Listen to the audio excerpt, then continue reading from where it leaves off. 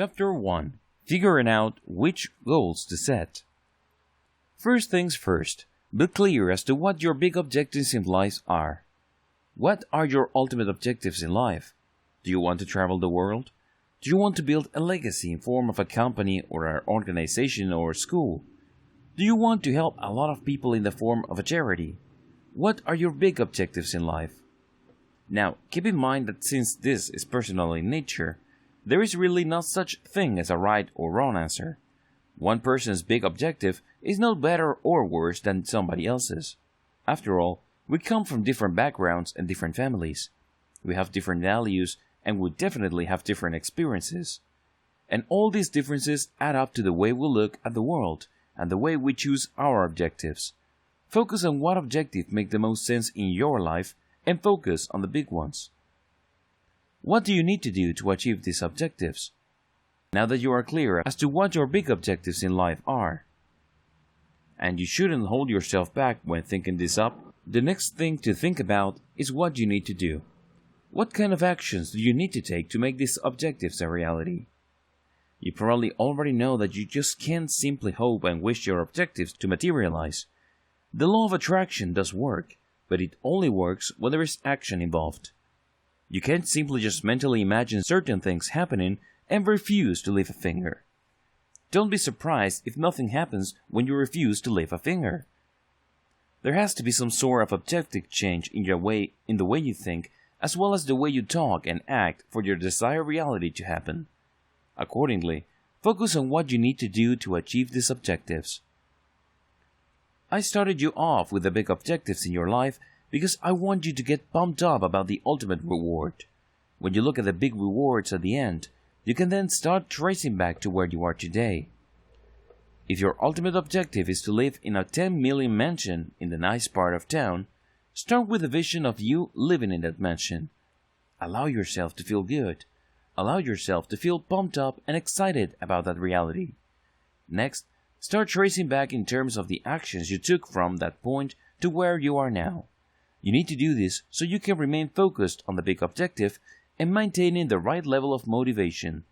However, more importantly, you need to do this backwards progression to create a map in your mind. You end up seeing the clear logical conclusion between the things you need to do in the here and now to achieve a certain future. While we could have easily projected from now to the future, you're more likely to get pumped up and excited when we start the discussion with the reward first. Regardless of how you do it, you should have a rough idea of the logical conclusion between the things that you need to do now and the kind of life you could be enjoying in the future. What could go wrong? Now that I have told you about focusing on your ultimate objectives first and then tracing back, what's the point? Couldn't you just have done it in the same way but projecting from now to the future? Well, you could do that, and that's exactly how many people choose to go about it. The problem is, they end up going around in circles. They really do. It's as if they're just chasing their tails. Day in, day out, they put in all sorts of effort, then try to focus, but nothing seems to happen because they just end up where they began. The reason for this is they lack purpose. The idea that they have seems so fuzzy because it's projected into the future. It's too easy for them to get sucked up by the trials and tribulations of their life in the here and now. In fact, if you ask a lot of people who are working hard for a future, many of them simply lack purpose. They really do. They know that they need to make a change, but they don't know what kind of change. They know that they want a good future for them or more money or more opportunities, but they can't quite put their finger on it. This lack of clarity and ultimate purpose clouds people's goal-setting activities. They lack a clear view of why. It is no surprise then that even if they know what to do or how to do it, nothing seems to work. At the very least, they're settling for mediocrity. The reason for this is simple. Without a clear view of why, it wouldn't matter if you know what to do or how to do it. You have to focus on purpose. Is your purpose strong enough to push you through all the hassles, challenges, and setbacks you are bound to encounter? Is your purpose appealing enough so that you would want to change and overcome your negative mental and emotional habits that get in the way? That's how important purpose is, and this is why I taught you to focus on your big objective in life first. Clarify them. Make them as vivid in your mind as possible. Allow them to pump you up and get you excited. Once you have that bright beacon long into the future, or at the farthest end of the possibility, you then trace back to where you are now. If you trace back realistically, you create not just a direct logical connection between your objectives and your excitement now, but you also create a map on how to get there. Figuring out your goals. This backward progression enables you to establish 3 big things. You figure your big objectives, you become aware of goals that lead to these big objectives, and you also would be able to break down these goals into sub-goals that you can do in the here and now. In other words, you get a realistic mind map that will enable you to get from point A to point B. You get a clear and actionable bridge from how things are to what you would like them to be. This is an exercise in your ability to change and impact your material reality. This is not an empty exercise. This is not just an intellectual speculation. This is real. Set realistic goals. Now, it's very easy to get taken in by your big objectives. It's very easy to think that somehow, some way, you will come up with the right thing at the right time to impress the right people so that the right things happen in your life.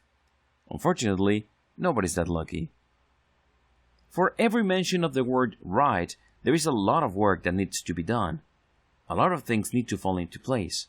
And to automatically assume that these things would just happen simply involves an all-abiding belief in luck.